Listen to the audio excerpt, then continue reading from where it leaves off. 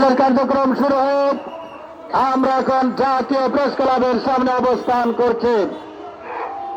এ পর্যায়ে আমাদের সামনে দেশ ও জাতির এই নাজুক পরিস্থিতিতে দিক নির্দেশনামূলক বক্তব্য রাখবেন মানবতার কল্যাণকামী বন্ধু,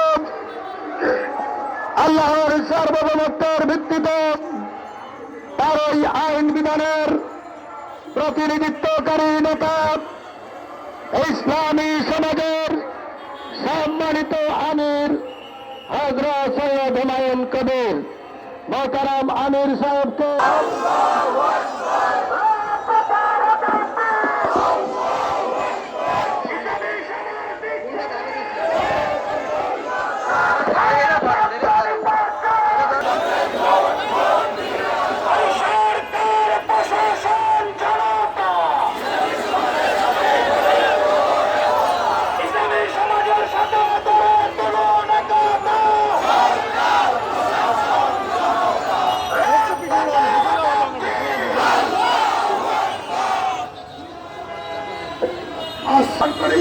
সাল্লাল্লাহু আলাইহি ওয়াসাল্লাম।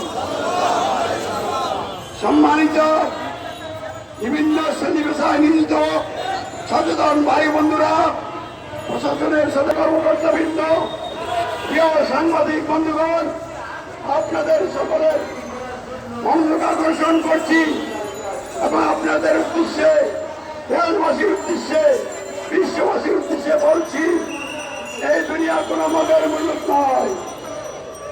একজন মহান মালিক আছেন, সৃষ্টিকর্তা আল্লাহ সার্বভৌম ক্ষমতার একমাত্র মালিক। মানুষের সমাজ